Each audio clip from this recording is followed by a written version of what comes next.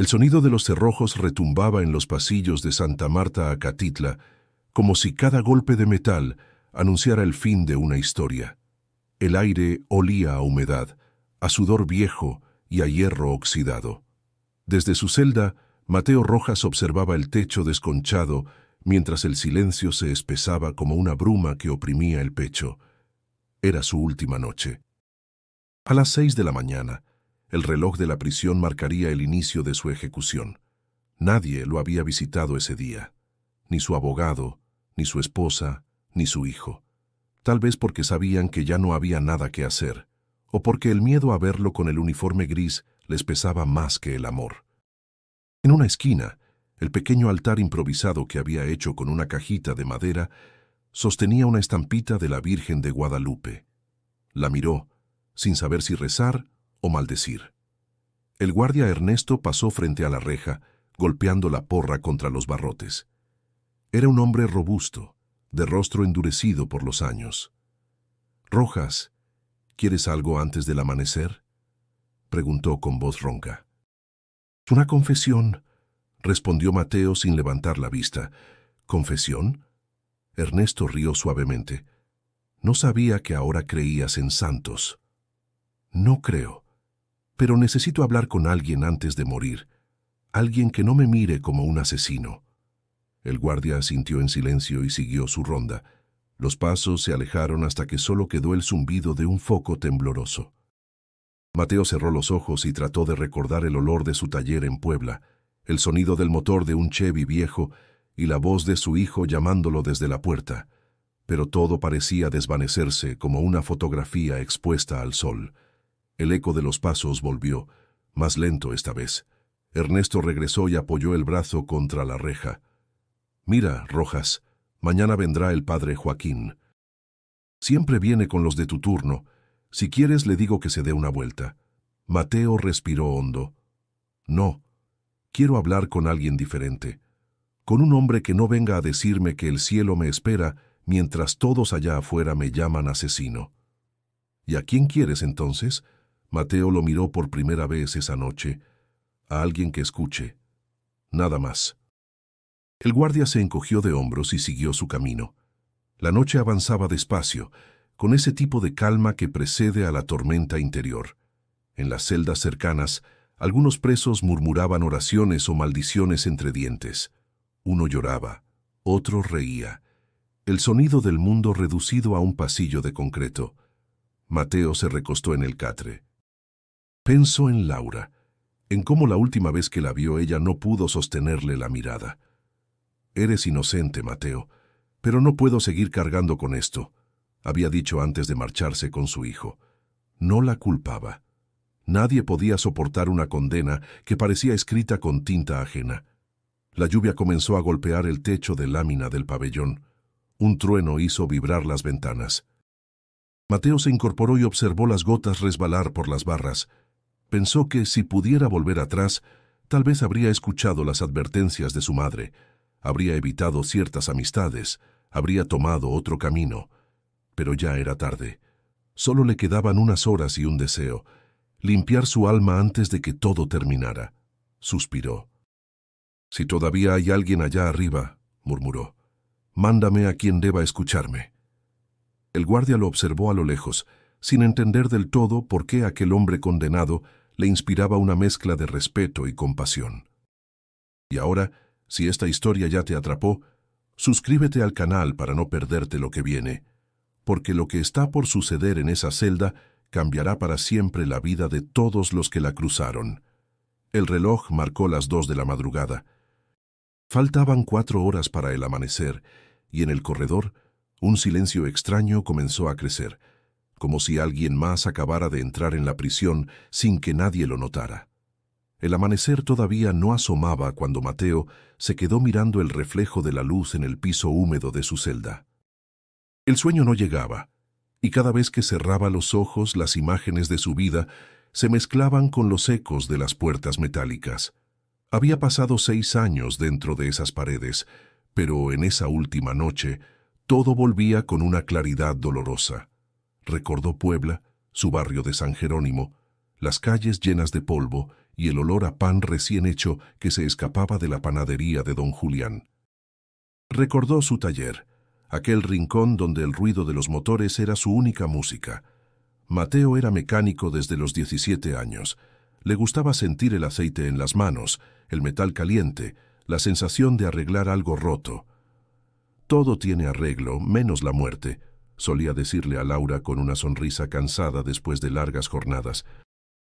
Laura, la mujer de mirada dulce que lo esperó con paciencia durante años, la que creyó en sus sueños y le regaló a Diego, su hijo. Cada vez que Mateo pensaba en ellos, una punzada le atravesaba el pecho. Los había perdido por algo que juraba no haber hecho. La noche del crimen aún le pesaba como una piedra. Era un viernes de agosto. Estaba cerrando el taller cuando dos hombres llegaron pidiendo ayuda para encender una camioneta. Uno de ellos era Rubén, viejo amigo del barrio, ahora metido en asuntos turbios. Mateo dudó, pero aceptó ayudar. Mientras revisaba el motor, escuchó gritos y luego un disparo. Cuando se giró, vio a un hombre caer. Rubén huyó sin mirar atrás y Mateo quedó con el arma en la mano, incrédulo, con las huellas marcadas por accidente. La policía llegó minutos después. Nadie escuchó su versión. Nadie quiso saber quién era Rubén. En el juicio, las pruebas eran tan contundentes como falsas. Un testigo anónimo lo señaló, y su defensa pública fue un trámite sin alma. En el rostro del juez no había compasión, solo rutina. Condenado a muerte por homicidio agravado, escuchó, y el mundo se volvió un eco. Mateo respiró hondo, tratando de contener las lágrimas que ya no le servían de nada. En la prisión, aprendió a sobrevivir sin perder la cordura. No confiaba en nadie. Las paredes hablaban en murmullos de traición y miedo. Sin embargo, Ernesto, el guardia, le ofrecía a veces un café aguado o una palabra que rompía la frialdad del encierro. Era poco, pero era algo. A través de la ventana alta, Mateo veía apenas una franja del cielo. Le parecía injusto que, incluso en su castigo, le negaran ver las estrellas. Tal vez por eso había dejado de rezar. Sentía que Dios lo había olvidado junto con todos los hombres que prometieron justicia. Pensó en Diego, que ya debía tener 13 años. Se preguntó si recordaría su voz, si aún lo llamaría papá en sus pensamientos. «No me veas así, hijo», murmuró, imaginando su rostro. «Yo no te fallé, solo estuve en el lugar equivocado». El zumbido del foco lo sacó de su ensueño. Tomó la pequeña cajita del altar y sacó una tuerca oxidada que guardaba desde el día de su arresto. Era de la camioneta de Rubén.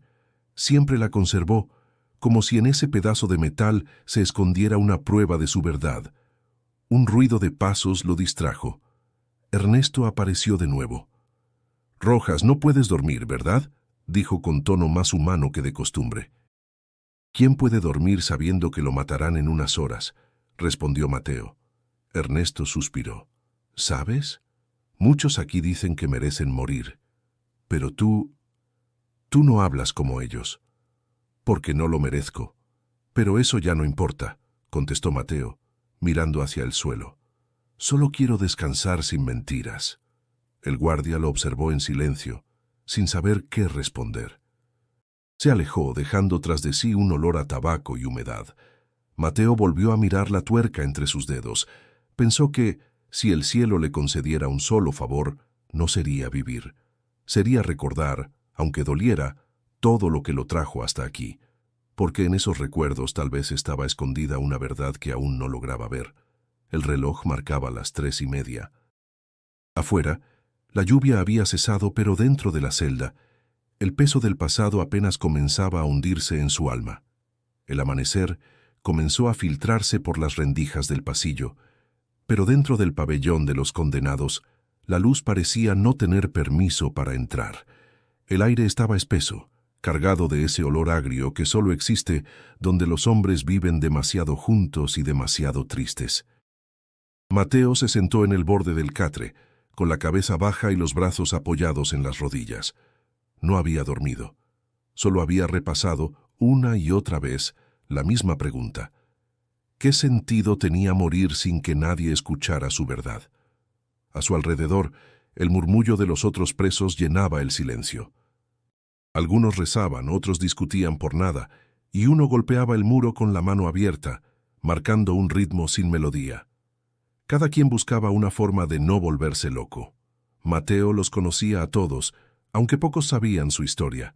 Entre ellos se decían por apodos el Chango, el Pájaro, el Güero. Ninguno usaba su nombre real. Los nombres recordaban vidas que ya no les pertenecían. El Chango, un hombre alto con los ojos hundidos, se acercó a la reja de Mateo con una sonrisa burlona. «¿Listo para el viaje, compa?», preguntó. Mateo lo miró sin responder. «Dicen que antes de morir se aparece la Virgen, pero a ti seguro te visita el diablo», añadió riendo. «Tal vez», dijo Mateo con calma, «pero si lo hace, le diré que tú lo esperas también». El Chango soltó una carcajada ronca y se alejó murmurando insultos. Desde la celda contigua, un hombre mayor, apodado el Pájaro, hablaba con voz pausada. «No le hagas caso, Rojas. Aquí todos se vuelven crueles para no quebrarse». «No me ofende», respondió Mateo. «Me da pena». «Tú no pareces de aquí», dijo el viejo. «¿Qué hiciste?» Mateo dudó. «Nada que valga la pena recordar». El Pájaro asintió y guardó silencio. En la prisión los secretos eran moneda de supervivencia.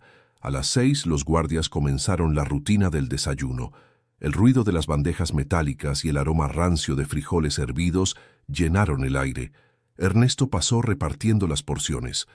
Cuando llegó a la celda de Mateo, se detuvo un segundo más de lo habitual. «Come algo», dijo. «No tengo hambre». «No importa. Hoy más que nunca necesitas fuerzas». Mateo lo miró a los ojos. «¿Tú crees que Dios todavía escucha a los que ya están sentenciados?» Ernesto se quedó pensativo. «No lo sé, Rojas. Pero si lo hace, espero que empiece por los que nunca tuvieron voz». Las palabras del guardia quedaron flotando en el aire. Mateo tomó la bandeja, comió un par de bocados y la dejó a un lado. Sentía que cada gesto, cada respiración, era una despedida silenciosa. Más tarde, cuando el bullicio del pasillo se apagó, se acercó a los barrotes y observó cómo los rayos de luz se filtraban entre las sombras. Escuchó risas lejanas, murmullos de guardias conversando sobre fútbol, el sonido de una radio vieja que transmitía un corrido. La vida seguía afuera, indiferente a la suya. Pensó en lo que Ernesto le había dicho. «Necesitas fuerzas». Tal vez tenía razón. Tal vez aún debía resistir, aunque solo fuera para mantener viva la memoria de su verdad. En la esquina opuesta del pabellón, un joven recién llegado lloraba en silencio. Nadie lo consolaba. Los veteranos lo miraban con indiferencia, acostumbrados a las lágrimas nuevas.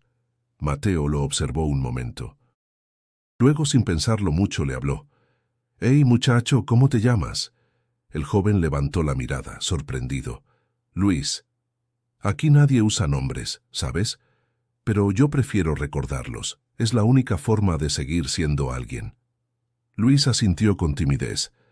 Mateo notó en sus ojos el mismo miedo que él sintió la primera semana que estuvo allí, el miedo a desaparecer antes de morir.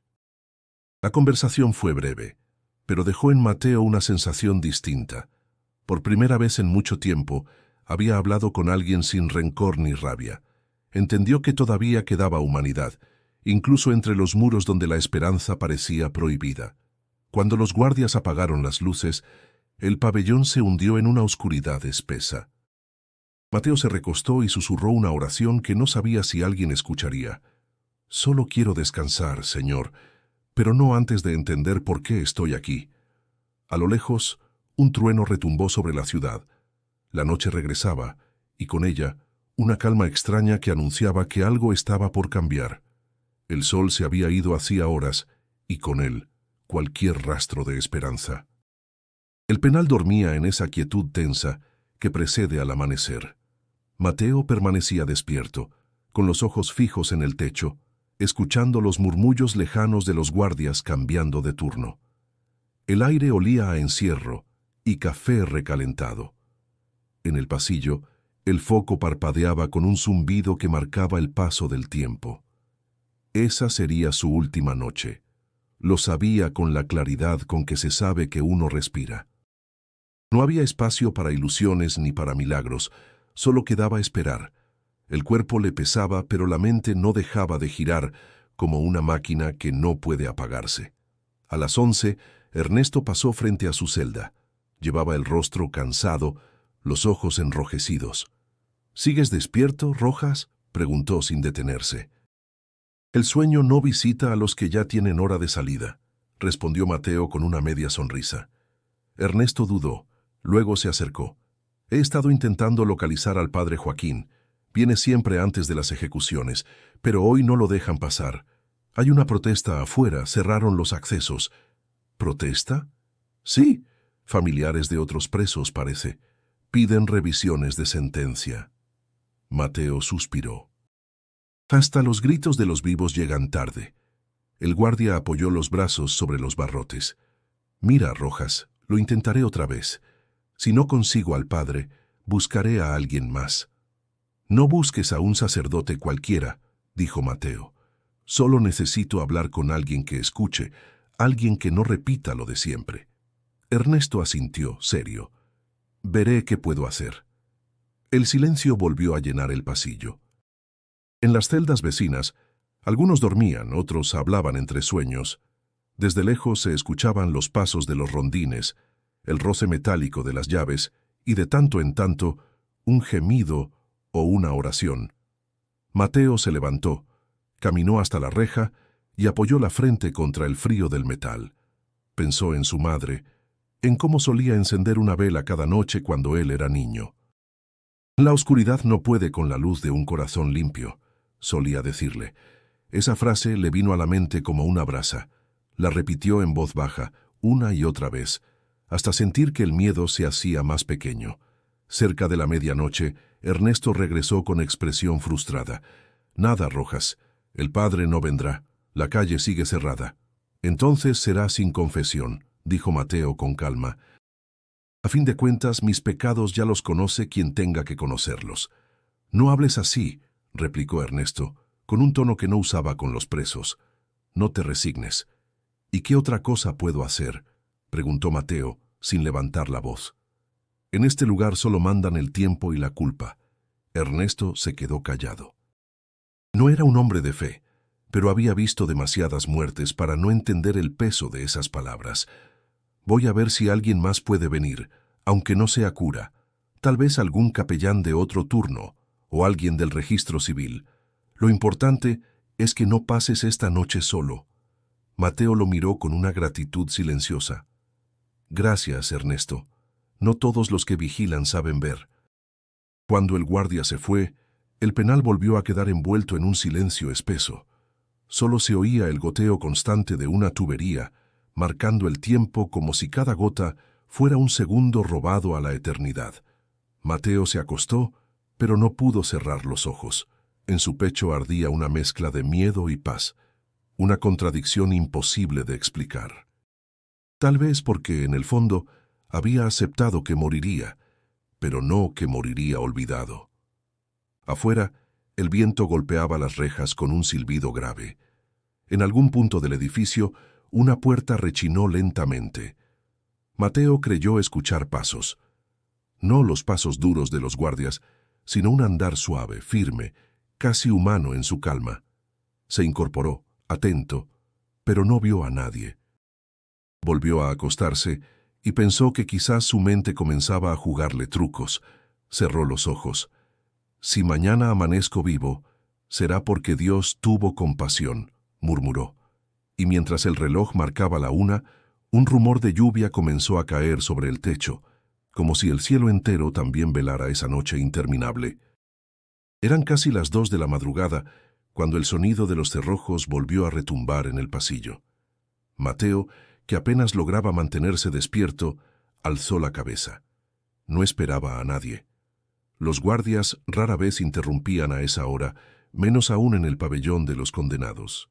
El eco de los pasos era distinto esta vez, más lento, más medido, sin el golpeteo autoritario de las botas. Ernesto apareció primero, sosteniendo un manojo de llaves. Detrás de él caminaba un hombre que no llevaba uniforme ni sotana. Vestía una camisa blanca, limpia pero sencilla, y unos zapatos gastados por el uso. Su rostro, iluminado por la luz temblorosa del pasillo, mostraba serenidad, una calma que no parecía de este lugar. «Rojas», dijo Ernesto, «logré conseguirte a alguien para hablar. No es el padre Joaquín, pero creo que puede ayudarte». Mateo lo miró con extrañeza. «¿Quién es?» El guardia se encogió de hombros.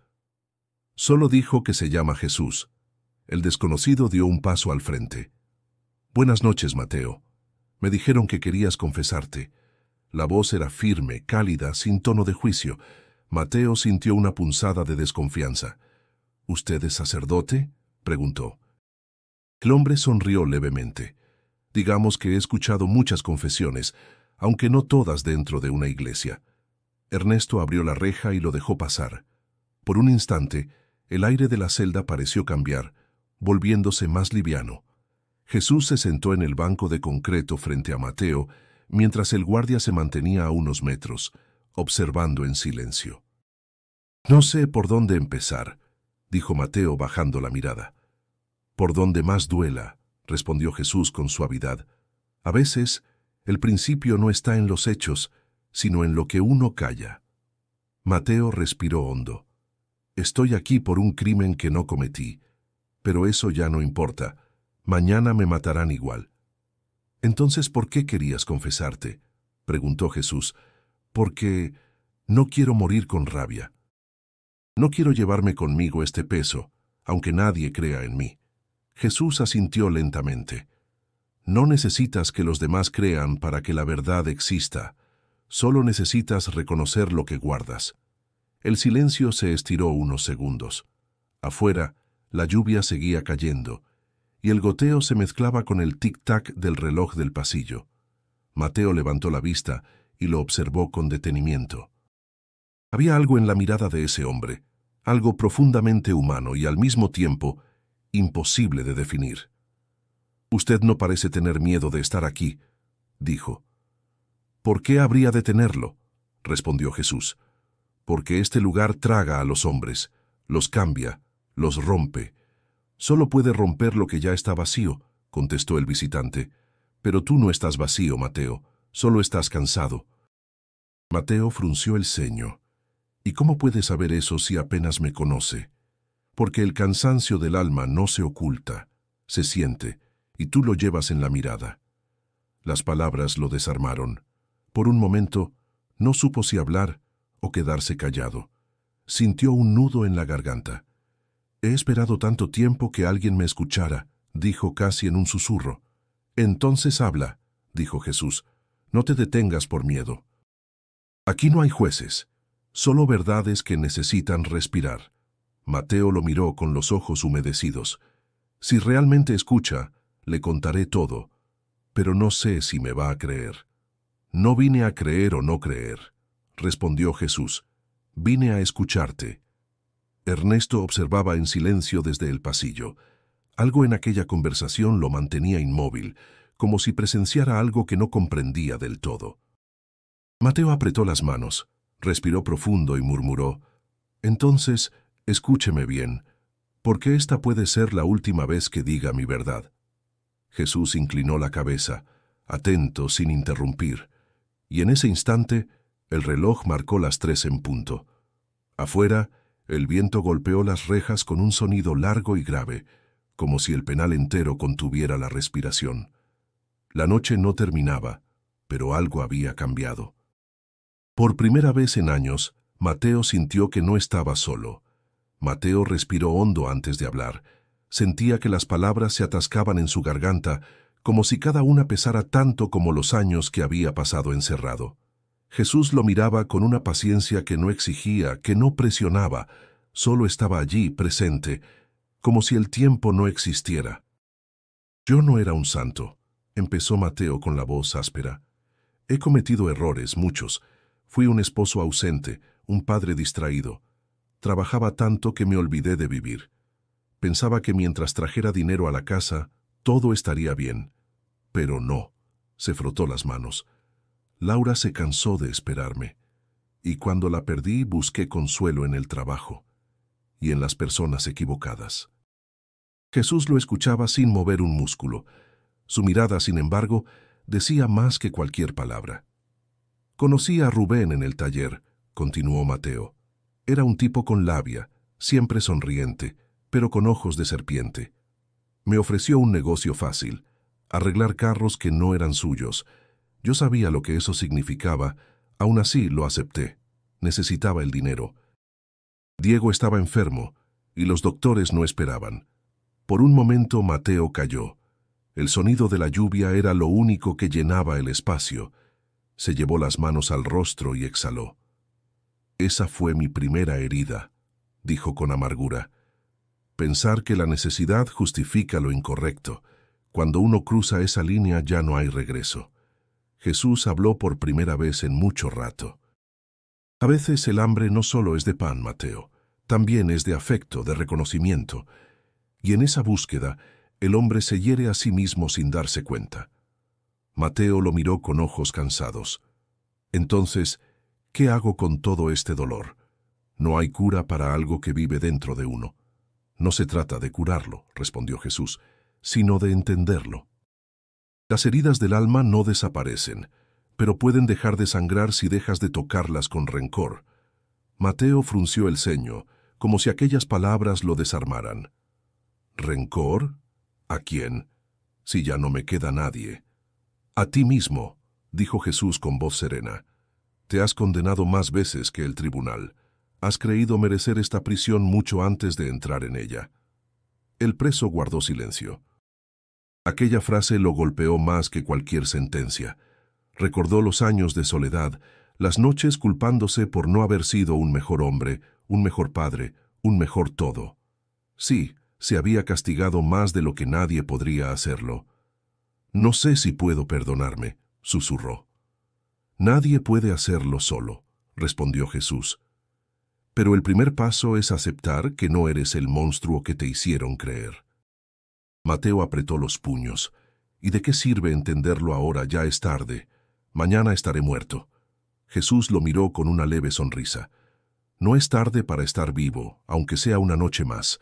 La vida no se mide en años, Mateo. Se mide en verdad. Las lágrimas, contenidas durante años, comenzaron a escapar sin permiso. Mateo las dejó caer. He cargado tanto odio, que ya no sé quién soy sin él. Entonces deja que se vaya, dijo Jesús con voz suave. El odio es un huésped que solo ocupa el espacio donde debería vivir la paz. El silencio se llenó de respiraciones entrecortadas. Mateo se cubrió el rostro con las manos. No lloraba como un preso, sino como un hombre que por fin se permitía sentir. Cada lágrima era una confesión muda. Jesús esperó sin prisa, dándole espacio para vaciarse. Luego, cuando el llanto se fue apagando, habló de nuevo. No todo lo que duele es castigo. A veces el dolor es el camino de regreso a uno mismo. Mateo levantó la mirada con los ojos rojos. ¿Y si ese camino me lleva a la nada? Entonces habrás descubierto que la nada también puede ser un inicio, respondió Jesús con ternura. Las palabras flotaron en el aire, firmes como una promesa. Afuera, el reloj marcaba las 4. Faltaban 2 horas para el amanecer, pero dentro de esa celda algo había empezado a despertar. Mateo se pasó una mano por el rostro. El cansancio lo envolvía, pero la presencia de Jesús mantenía su mente despierta, encendida en recuerdos que había enterrado hacía años. El visitante lo observaba con una calma que no incomodaba, una paciencia que parecía infinita. ¿Sabes qué es lo que más duele?, dijo Mateo en voz baja. No es estar aquí, ni siquiera morir. Es haber roto mi palabra. Jesús lo miró con interés. ¿Qué palabra rompiste? Una promesa, respondió con amargura. A la mujer que más amé en la vida. Se quedó callado unos segundos, mirando al suelo. La humedad de la pared se reflejaba en sus ojos, y por un instante pareció que el pasado regresaba con olor a tierra mojada. Le prometí a Laura que nunca dejaría que la violencia entrara a nuestra casa. Ella odiaba el ruido de los disparos. Su hermano murió en una riña, y desde entonces vivía con miedo. Cuando nos casamos, me miró a los ojos y me dijo, «Prométeme que nunca me harás vivir eso, Mateo». Y yo lo juré. Jesús asintió, sin interrumpir. «¿Y qué pasó?» «Pasó la vida», respondió Mateo con una sonrisa amarga. «La falta de dinero, las cuentas, la enfermedad del niño. Cuando uno siente que el mundo le debe algo, se vuelve ciego».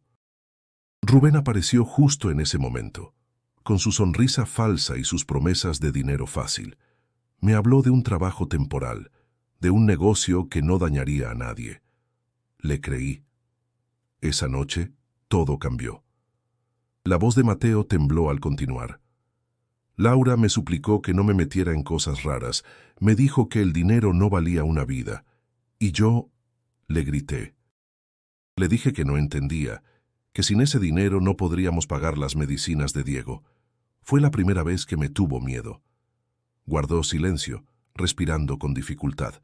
Jesús lo observaba con ternura, pero sin lástima. A veces, cuando el miedo se disfraza de amor, tomamos decisiones que creemos necesarias, dijo el visitante. Pero el amor no necesita justificarse, solo pide verdad. Mateo bajó la cabeza. Yo no supe decirle la verdad, me sentía un fracaso. Creía que si salía adelante, si le llevaba dinero, ella volvería a verme con respeto. Pero en el fondo, lo hice por orgullo. Los recuerdos se encendieron como un fuego antiguo. Vio el rostro de Laura aquel día, con los ojos rojos de tanto llorar, abrazando a Diego mientras él salía de casa. «No tardes», me dijo. Y no volví nunca. El silencio pesó más que el concreto. Jesús cruzó las manos sobre las rodillas. El orgullo es una cárcel más pequeña, pero más cruel. Uno puede escapar de las paredes, Mateo, pero no del peso de lo que no se perdona. «¿Y cómo se perdona una promesa rota?», preguntó él con voz quebrada. «Cumpliendo otra», respondió Jesús. «No con palabras, sino con actos. Aún tienes algo que dar incluso esta noche». Mateo lo miró confundido. ¿Qué podría dar a alguien que ya no tiene nada? «Tu verdad», dijo Jesús suavemente. «Tu arrepentimiento no borra el pasado, pero puede transformar el sentido de tu historia. Hay quienes escucharán tu voz y encontrarán consuelo». Las palabras se quedaron vibrando en el aire. Mateo no respondió. Tenía la garganta cerrada, el pecho oprimido. Por dentro algo se movía. No esperanza, todavía no, pero sí una grieta en el muro de culpa que había construido. Después de un largo silencio, murmuró: «Laura me escribió una vez. Dijo que no sabía si podía perdonarme, pero que rezaba por mi alma». No le contesté. No sabía cómo mirarla, ni siquiera con palabras. Jesús levantó la mirada hacia la pequeña rendija del techo por donde se colaba una luz pálida. El perdón no siempre llega cuando lo pedimos, a veces llega cuando ya dejamos de resistirlo. Mateo asintió lentamente, sin entender del todo, pero sintiendo que esas palabras abrían algo dentro de él. El reloj del pasillo marcó las 5. Faltaba una hora. En el silencio, la respiración de ambos se mezcló con el rumor distante de la lluvia. Mateo cerró los ojos. Su mente volvía al último abrazo de Laura, a su promesa incumplida. No sabía si había tiempo para enmendarla, pero por primera vez deseó hacerlo. El reloj marcaba las 5:30. Afuera, el primer rumor del amanecer se confundía con el murmullo de la lluvia. En el interior de la celda, el aire parecía detenido, como si el tiempo temiera avanzar. Mateo seguía frente a Jesús, agotado, con la mente ardiendo de recuerdos. No quedaban lágrimas, solo una necesidad urgente de entender. «¿Por qué me pasa esto?», preguntó con voz ronca. «He buscado la verdad tanto tiempo que ya no sé si la inventé». Jesús lo miró con serenidad. «La verdad no se busca, se recuerda, hijo. Está dentro, pero el miedo la cubre. ¿Qué fue lo último que viste aquella noche, Mateo?». El preso frunció el ceño. Cerró los ojos y trató de revivir cada instante del día del crimen. Su memoria se resistía, como si una parte de él prefiriera no mirar. «Recuerdo el ruido, los gritos», dijo lentamente.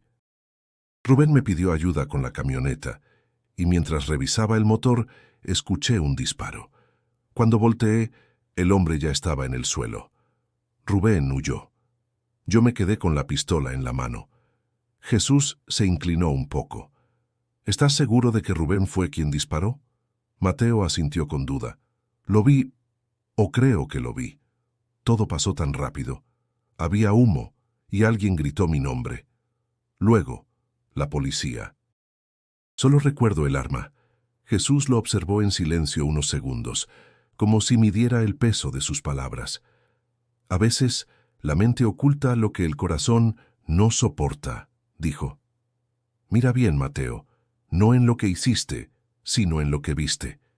¿Qué había en las manos de Rubén? El preso apretó los ojos. El recuerdo volvió fragmentado, como un espejo roto. Vio las luces del taller, el olor a gasolina, la camioneta con el cofre abierto, y entonces un detalle que había olvidado durante años apareció: la mano de Rubén. Tenía un tatuaje, murmuró. ¿Un tatuaje? Sí, en la muñeca. Un águila con las alas extendidas. Siempre lo escondía bajo una pulsera de cuero. Mateo abrió los ojos, sorprendido por la claridad repentina. El hombre que mataron también tenía ese tatuaje. Lo recuerdo porque cuando cayó la camisa se levantó un poco. Pensé que era coincidencia, pero no. No puede ser. Jesús guardó silencio. Mateo se llevó las manos a la cabeza, como si un golpe lo hubiese atravesado. Rubén no era quien decía ser, susurró. El muerto era su socio. Discutieron por dinero y me usaron como tapadera. Yo estaba en medio, como un tonto. El descubrimiento lo estremeció. Se levantó y comenzó a caminar por la celda, jadeando. Todo encaja. La policía llegó demasiado rápido, como si alguien los hubiera avisado. Rubén desapareció esa noche, y nadie volvió a verlo. Fui su coartada perfecta. Jesús lo miraba sin sorpresa. Ahora lo recuerdas. Pero dime, ¿qué vas a hacer con esa verdad? Mateo se detuvo. ¿Qué puedo hacer? Nadie me escuchará. Ya estoy muerto para ellos. La verdad no siempre necesita oídos, respondió Jesús. A veces basta con que sea dicha. Mateo respiró hondo, tratando de calmarse. ¿Cree que aún vale la pena decirla? Siempre vale la pena, dijo Jesús con firmeza, porque lo que callas se convierte en sombra, y tú no naciste para morir entre sombras. Ernesto, que había estado observando desde el pasillo, dio un paso adelante. No había entendido toda la conversación, pero alcanzó a escuchar las últimas palabras. ¿Qué está pasando aquí?, preguntó con voz tensa. Mateo lo miró desde la reja. Ernesto, sé quién me tendió la trampa, sé quién disparó. El guardia frunció el ceño, sorprendido. ¿Cómo dices? No tengo pruebas, pero tengo la verdad. Y necesito que alguien la escuche antes de que amanezca. Ernesto miró a Jesús, buscando explicación, pero el hombre solo lo observó con calma, como si ya supiera lo que debía hacer. El reloj marcó las 5:45. Afuera, el cielo comenzaba a aclarar. Mateo sintió una extraña fuerza recorrerle el cuerpo. Por primera vez, el miedo se mezcló con un destello de fe. Si muero, dijo despacio, que sea diciendo la verdad. Jesús asintió. Y la verdad, Mateo, siempre deja huellas. El amanecer comenzaba a pintar el cielo con un tono gris azulado. En el pasillo del penal, el frío se colaba por las rendijas, y cada respiración formaba un pequeño vapor que desaparecía al instante. Mateo seguía de pie, con las manos apoyadas en los barrotes, mirando a Ernesto con una mezcla de urgencia y serenidad. Jesús permanecía sentado, observando, como si el tiempo no tuviera poder sobre él. «Escúchame, Ernesto», dijo Mateo. «Recuerdo todo. El verdadero asesino fue Rubén. Él me usó, me dejó ahí con el arma y huyó». El guardia lo miró desconcertado. «¿Estás seguro?» «Has pasado años diciendo que no recordabas nada. Lo sé, pero esta noche algo se desbloqueó. No puedo explicarlo, pero lo vi. Su tatuaje, su voz, todo». Ernesto apretó los labios. Conocía ese tipo de súplicas, había escuchado cientos de historias parecidas, pero en la voz de Mateo no había desesperación, sino una claridad que lo hizo dudar de su escepticismo. Mira, Rojas, aunque tengas razón, ya no hay tiempo. El procedimiento está marcado.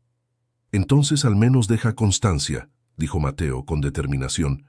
Escribe lo que te diga, no quiero que esta verdad muera conmigo. Jesús lo observaba en silencio. Sus ojos parecían sostener la fuerza que el preso necesitaba para hablar. Ernesto suspiró y sacó un pequeño cuaderno del bolsillo. Está bien. Te escucho. Mateo comenzó a narrar cada detalle. El tatuaje, la discusión entre Rubén y el hombre, el ruido del disparo, el olor a gasolina, la huida. Hablaba con precisión, como si estuviera describiendo algo que acabara de ocurrir. Ernesto tomaba nota, intentando mantener la compostura. Cuando terminó, levantó la vista.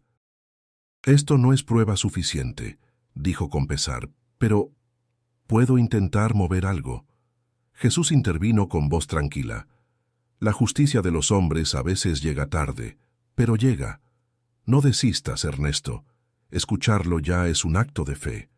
El guardia lo miró, intrigado. «¿Quién es usted en realidad?», preguntó. Jesús sonrió apenas. «Solo alguien que vino a escuchar lo que otros callan». Un silencio profundo llenó la celda. Afuera, los primeros rayos del sol asomaban entre las nubes. Mateo miró hacia el techo y cerró los ojos. Por primera vez en años, sintió paz. «¿Crees que todavía haya esperanza para mí?», preguntó. Jesús respondió sin dudar. «Mientras respires hay esperanza. La fe no consiste en evitar la oscuridad, sino en caminar dentro de ella creyendo que hay una salida». Mateo asintió y su voz se quebró. «He perdido tanto que no sé si puedo creer en algo más». «Entonces no creas», dijo Jesús. «Solo confía. A veces la fe empieza cuando uno deja de entender». Ernesto guardó su cuaderno. «Voy a hacer lo posible, Rojas, pero no prometo nada». «No necesito promesas», respondió Mateo. «Solo que no me olvides». Jesús se levantó despacio. Su mirada se cruzó con la del guardia, y por un momento Ernesto sintió una calma inexplicable, una especie de certeza silenciosa. «Harás lo correcto», le dijo Jesús. «¿Cómo lo sabe?», preguntó Ernesto. «Porque en ti todavía vive la compasión, y eso es lo único que salva al hombre». El guardia bajó la mirada sin saber qué responder. Cuando volvió a levantarla, Jesús ya no estaba junto a Mateo. «¿Dónde fue?», preguntó sorprendido. Mateo lo buscó con la vista, confundido. «No lo sé. Estaba aquí hace un segundo». Ernesto corrió hacia el pasillo y miró en ambas direcciones, pero no había nadie. Las puertas seguían cerradas y ningún otro guardia había pasado por ahí. Regresó a la celda, atónito. «No entiendo», dijo en voz baja. Mateo lo miró, con una serenidad que antes no tenía. «Tal vez no necesitas entender». El reloj marcó las 6:45. La ejecución se acercaba. Ernesto se quedó unos segundos más frente a la reja, sosteniendo su libreta, sin saber si lo que había presenciado era real o un espejismo. Mateo, en cambio, sintió dentro de sí algo que no sentía desde niño, una certeza profunda, casi luminosa. No sabía qué era exactamente, pero tenía nombre. Era fe. El reloj marcó las 6. El sonido metálico del cerrojo anunció la llegada de los guardias. El amanecer se filtraba tímido entre las rejas, tiñendo el pasillo con un resplandor pálido. La lluvia había cesado, pero el aire conservaba un aroma a tierra húmeda. Mateo, sentado en el catre, miraba sus manos con calma. No había miedo en su rostro, solo una serenidad que desconcertó incluso a los hombres que venían por él. Ernesto estaba allí, con la mirada fija en el suelo. Su libreta seguía en el bolsillo, como un peso moral que le recordaba la promesa silenciosa que acababa de hacer.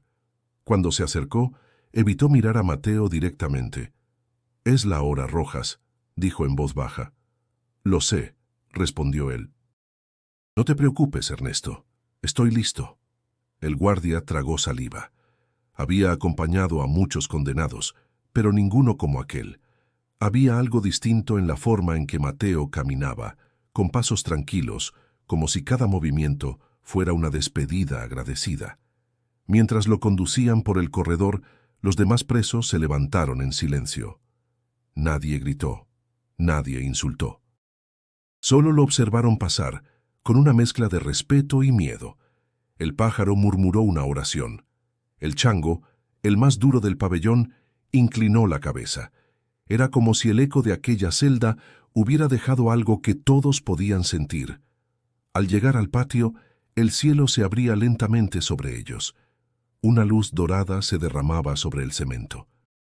Mateo respiró hondo, como si quisiera guardar en el pecho el último aire libre de su vida. ¿Tienes algo que decir antes del procedimiento?, preguntó el capitán encargado con tono protocolario. Mateo asintió. Sí. El silencio se hizo absoluto. Incluso el viento pareció detenerse. He pasado años odiando, dijo con voz firme. Odiando a quienes me traicionaron, a quienes me juzgaron, y a mí mismo por no ser el hombre que debía. Pero esta noche aprendí algo.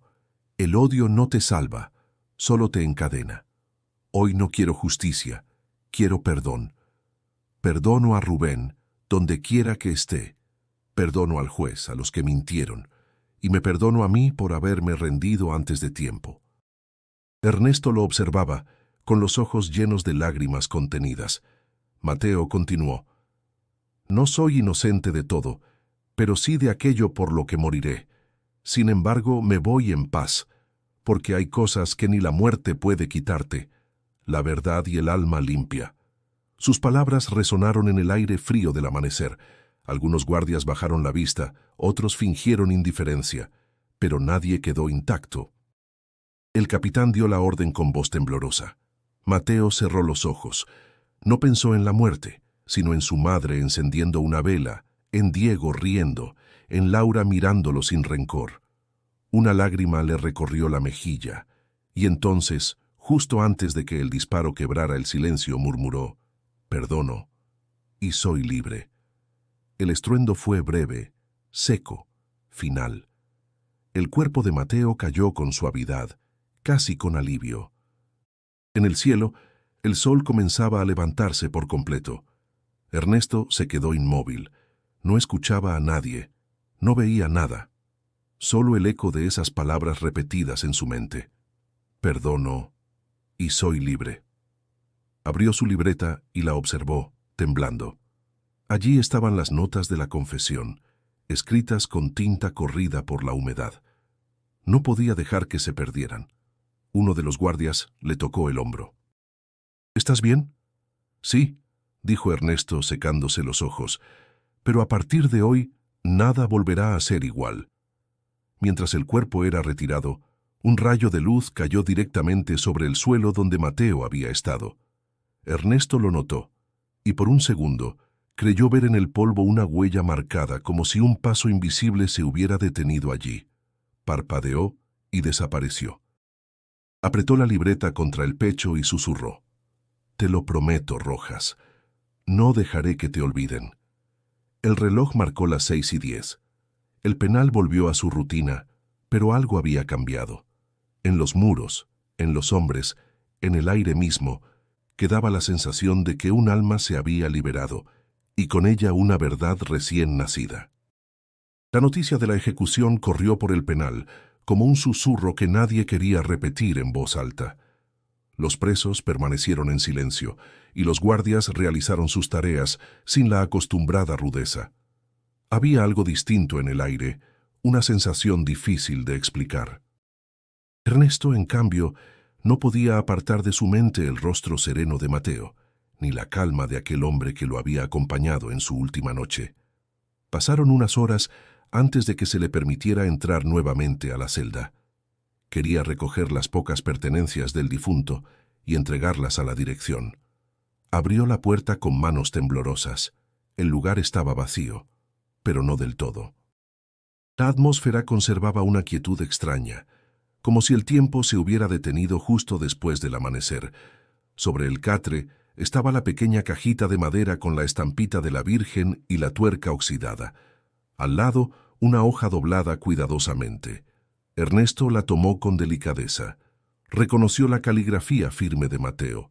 Si alguien lee esto, quiero que sepa que encontré la paz. No por inocente, sino porque al fin entendí que la verdad no muere. Cuida a los que siguen vivos. El guardia apretó el papel entre los dedos, sintiendo cómo las palabras parecían dirigirse a él. Respiró hondo y miró alrededor. Fue entonces cuando notó algo en el suelo, cerca de la pared, una marca tenue, como una huella. Se agachó. No era de zapato ni de bota. Parecía el contorno desnudo de un pie humano, dibujado por el polvo y la humedad. Frunció el ceño. Tocó el piso, pero no había lodo ni rastro reciente de agua. La marca simplemente estaba ahí, perfecta, silenciosa. Se incorporó despacio y por un momento sintió que no estaba solo. «¿Jesús?», susurró. Nadie respondió. Recordó cómo aquel hombre había aparecido de madrugada, sin identificación, sin permiso, y cómo había desaparecido sin dejar rastro. Revisó el registro de entrada del penal. Ni una sola firma, ni un nombre. Preguntó a los otros guardias. Ninguno recordaba haberlo visto entrar. «¿Estás seguro que no lo viste?», insistió. «¿A quién?», respondió uno de ellos confundido. «Nadie vino esta noche, Ernesto. Tú mismo dijiste que el padre Joaquín no llegó». Ernesto se quedó mudo. No podía haberlo imaginado. Había hablado con él. Lo había tenido frente a sus ojos. Recordaba su voz, su mirada, la calma que dejó en la celda. Todo era demasiado real para ser un sueño. Con el ceño fruncido se dirigió a la sala de cámaras. Pidió revisar las grabaciones del pasillo del bloque C, justo donde estaba Mateo. El técnico retrocedió la cinta, y ambos observaron en silencio. Ahí estaba Mateo, sentado en el catre, hablando solo. Movía los labios, gesticulaba, lloraba, sonreía. Pero no había nadie frente a él. Ernesto sintió un escalofrío. «Eso no puede ser», murmuró. El técnico lo miró con curiosidad. «¿Qué pasa, jefe?» «Nada. Sigue grabando», respondió, aunque su voz temblaba. Salió de la sala con el corazón desbocado. En su mente resonaban las palabras que Jesús había dicho antes de desaparecer. La verdad no siempre necesita oídos. Volvió a la celda una vez más, incapaz de alejarse. Se sentó en el suelo, junto a la huella, y cerró los ojos. Por primera vez en muchos años, oró. No pidió explicaciones ni milagros. Solo dio gracias por haber visto lo que vio, aunque nadie más lo creyera. «Si de verdad fuiste tú», susurró, «ayúdame a seguir lo que Mateo empezó». El silencio respondió, pero en su interior algo se encendió. Una claridad que no provenía de la luz del amanecer, sino de la certeza de haber sido testigo de algo que trascendía la razón. Cuando se levantó, el aire parecía más liviano. La celda, que había sido un lugar de muerte, ahora respiraba una quietud sagrada. Ernesto salió con la carta en la mano y la convicción de que su vida había cambiado. Al cerrar la puerta, giró una última vez y murmuró: «La verdad no muere. ¿Verdad, Jesús?». Los días siguientes a la ejecución transcurrieron lentos, envueltos en una sensación de vacío. Para Ernesto, cada sonido dentro del penal parecía más fuerte, más presente. Los cerrojos, las órdenes, las voces de los presos. Todo tenía un eco distinto, como si las paredes mismas repitieran las palabras de Mateo. La verdad no muere. Una noche, incapaz de dormir, buscó el número que había encontrado entre los documentos del prisionero. Era el contacto de Laura, la esposa que nunca regresó al penal. Dudó unos minutos antes de marcar. Al otro lado, una voz femenina respondió con cautela. «¿Sí? ¿Habla la señora Laura Rojas?» «Sí». «¿Quién llama?» «Mi nombre es Ernesto Herrera. Trabajo en el penal de Santa Marta. Conocí a su esposo». El silencio que siguió fue espeso, doloroso. «¿Mi esposo?», repitió ella, con un hilo de voz. «Sí. Quise hablar con usted antes de que se entere por los medios, Mateo fue ejecutado ayer al amanecer. Laura no contestó. Solo se escuchó su respiración entrecortada, un suspiro ahogado. «Entiendo», dijo al fin, con voz quebrada. «Supongo que ya era inevitable». «Lo fue», admitió Ernesto. «Pero quiero que sepa algo. Sus últimas palabras no fueron de miedo ni de rabia. Habló de usted y de su hijo. Dijo que los amaba y que había encontrado paz». La mujer guardó silencio. Luego preguntó con un temblor casi imperceptible. «¿De verdad dijo eso?» «Sí. Y me pidió que cuidara a los vivos». Laura rompió a llorar. No fue un llanto ruidoso, sino un sollozo que dolía más por contenerse. Cuando logró hablar, su voz sonaba lejana. «Nunca dejé de creer en él, señor, ni un solo día. Pero la vida sigue, y el miedo también». Ernesto asintió, aunque ella no podía verlo. «Encontré una carta. Creo que le pertenece. Puedo llevársela». Una semana después, tomó el autobús hacia Puebla. Durante el viaje, el paisaje se deslizaba como un recuerdo borroso. Montes, campos, pueblos que despertaban. Llevaba la carta en el bolsillo interior de su chaqueta, como si llevara una reliquia. Cuando llegó, el olor a pan recién hecho le recordó lo que Mateo le había contado. La panadería de don Julián, la calle polvorienta, la esquina donde jugaba su hijo. Laura lo recibió con los ojos enrojecidos. Era una mujer sencilla, de manos firmes y mirada cansada. Diego, ya adolescente, observaba desde la puerta sin hablar. Ernesto le entregó la carta. Él escribió esto poco antes de morir. Ella la tomó con manos temblorosas. Abrió el papel y comenzó a leer en silencio. Las lágrimas caían sin que intentara detenerlas. Después de unos minutos, le tendió la carta al guardia. «¿Quiere leerla?», preguntó. Ernesto negó con la cabeza. «No, esa carta fue para usted». Laura lo miró con gratitud. Él siempre decía que algún día todo se sabría. Yo pensaba que eran palabras de esperanza, no de certeza. Ernesto dudó antes de hablar. Tal vez tenía razón. Antes de morir, recordó algo, un detalle que podría cambiarlo todo. «Voy a investigar, aunque nadie me lo haya pedido». La mujer apretó los labios intentando sonreír. «¿Por qué haría eso, señor?» «Porque ya no puedo quedarme callado. Hay verdades que pesan más que el silencio». Diego dio un paso adelante. «¿Usted era su amigo?». Ernesto pensó un momento. No al principio, pero al final, sí, creo que sí. Laura bajó la mirada hacia la carta, la dobló con cuidado y dijo en voz baja: «Entonces haga lo que tenga que hacer. Si él confió en usted, yo también lo haré». El guardia se despidió, pero antes de irse, miró una vez más aquella casa humilde.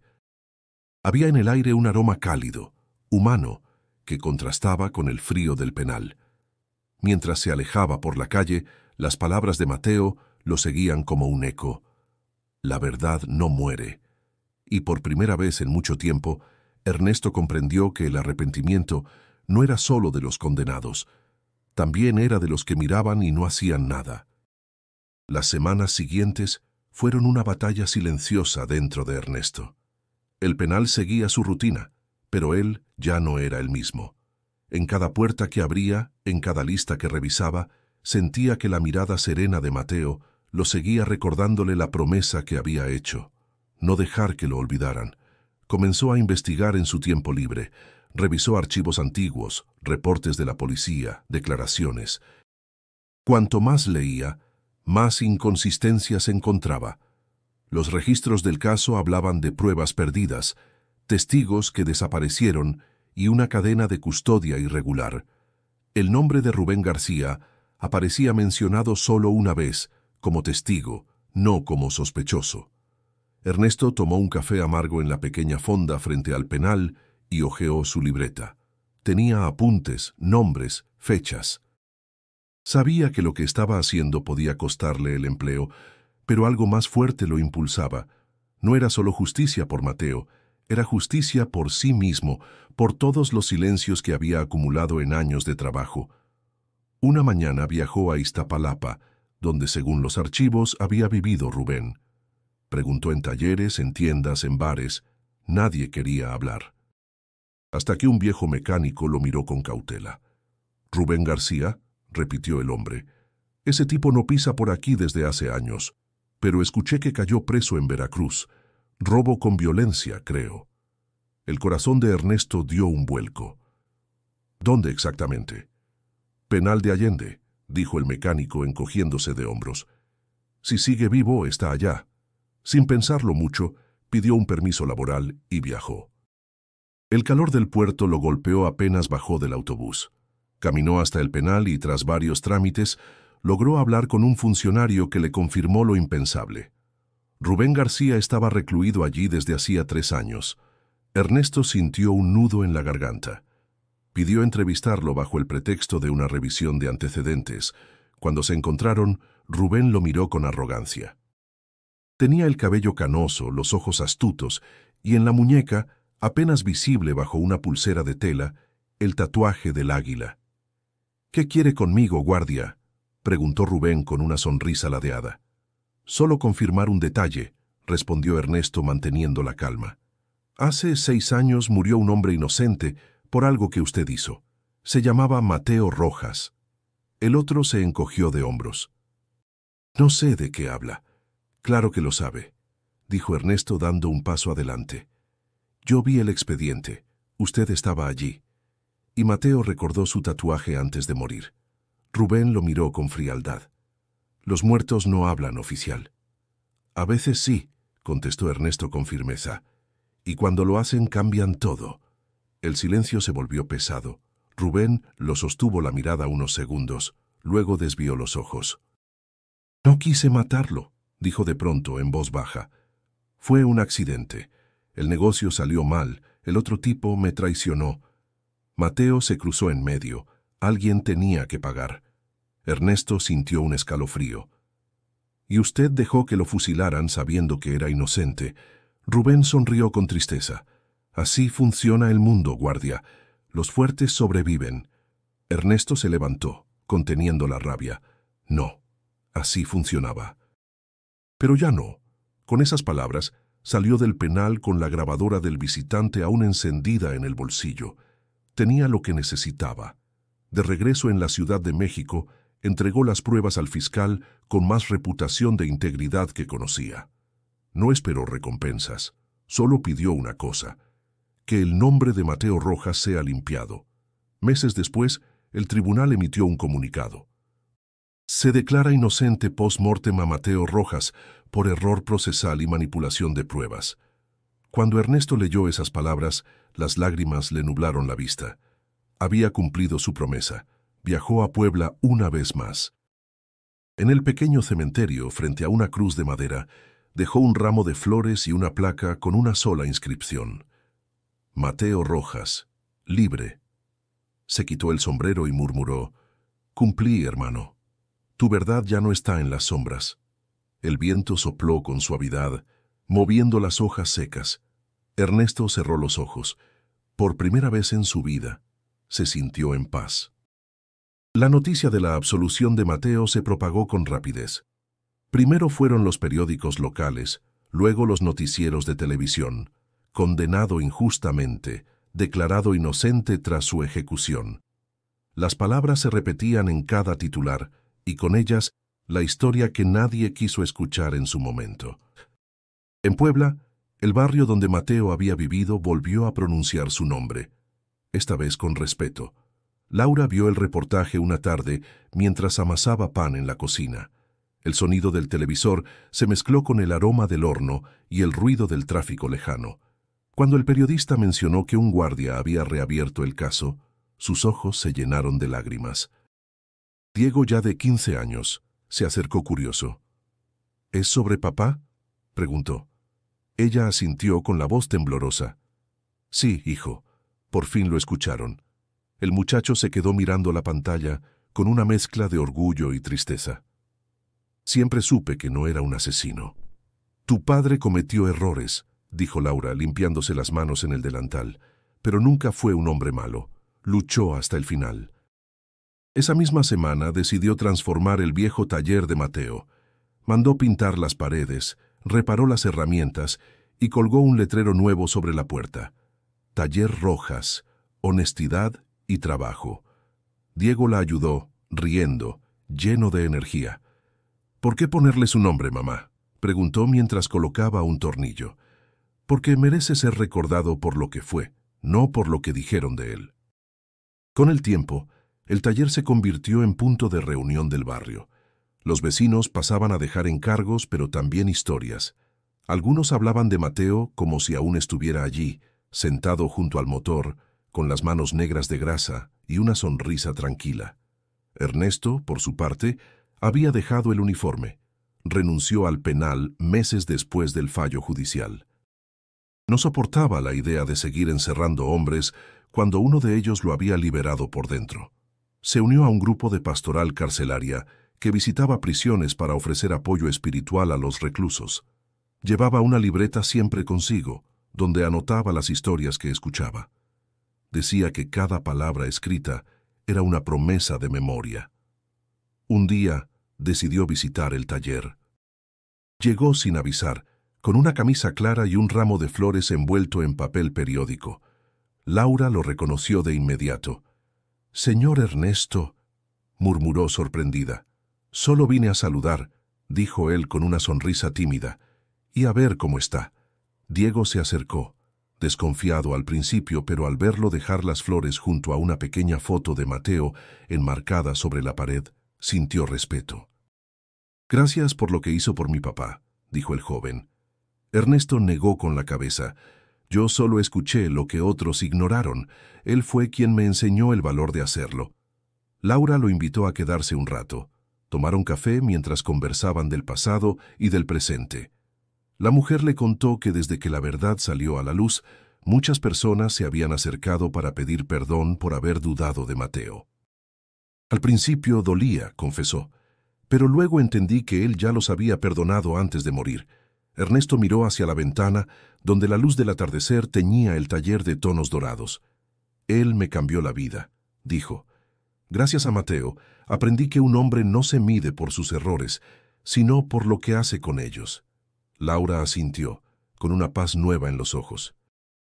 «Entonces los dos fueron salvados», respondió. Esa noche, al regresar a su alojamiento, Ernesto abrió su libreta y escribió una sola frase: «La verdad no muere, solo espera ser contada por quien aún tiene voz». Al día siguiente, una periodista local publicó un artículo sobre el taller titulado «El mecánico que perdonó al mundo». Y así, poco a poco, la historia de Mateo Rojas trascendió los muros del penal y se convirtió en símbolo de redención. En Puebla, cada 2 de noviembre, Laura y Diego encienden una vela frente al taller. No lloran, sonríen, porque saben que, de algún modo, él sigue allí, reparando las piezas rotas del alma de quienes aún buscan justicia. El amanecer caía lento sobre la ciudad. En la casa de Laura, el aroma del pan recién horneado se mezclaba con el canto de los gallos. Diego barría la entrada mientras su madre encendía una vela frente a la pequeña foto de Mateo. Era su costumbre desde hacía un año, un gesto sencillo, pero lleno de gratitud. En la pared del taller aún colgaba el cartel con su nombre, y debajo una frase escrita por Ernesto: «La verdad no muere».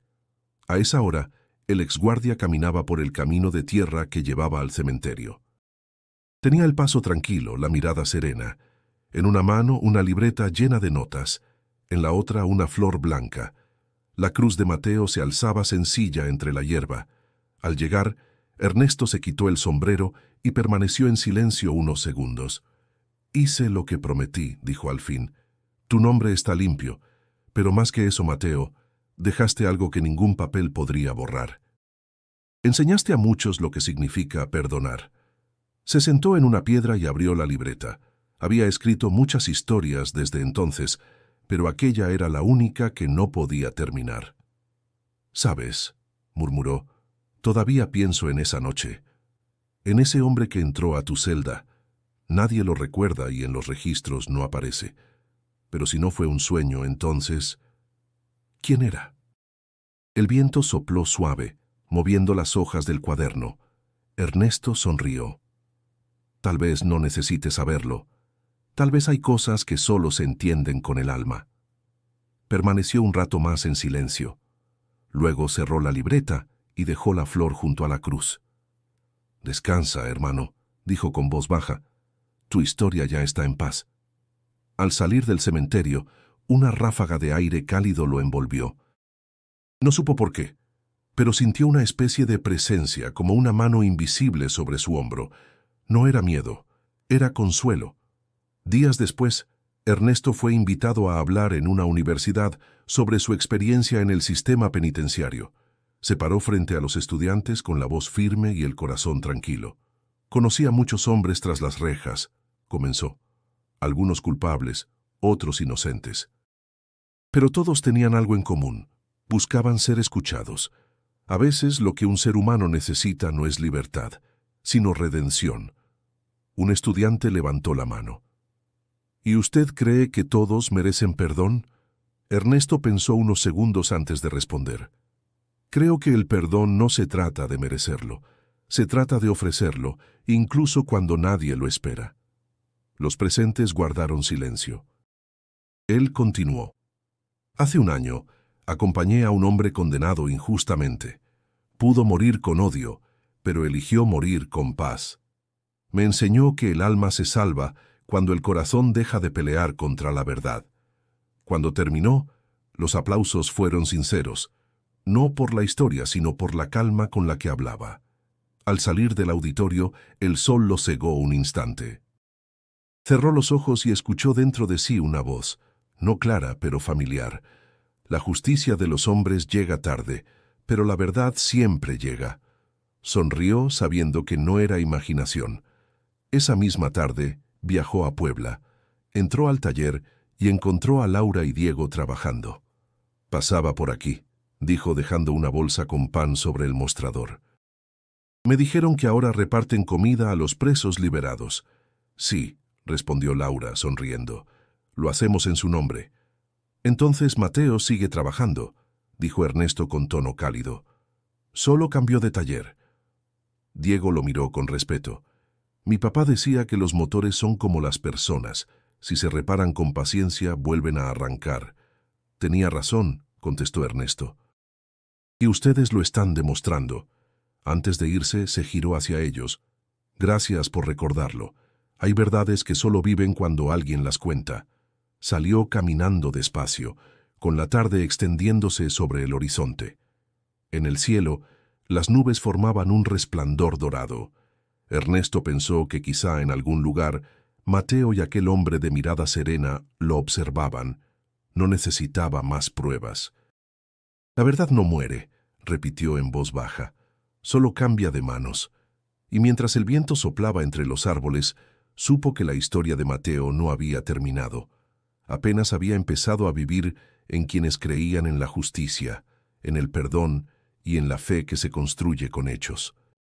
Suscríbete al canal si esta historia te conmovió y haz clic en el video que aparece en pantalla para seguir descubriendo más relatos donde la verdad y la esperanza se encuentran incluso en los lugares más oscuros.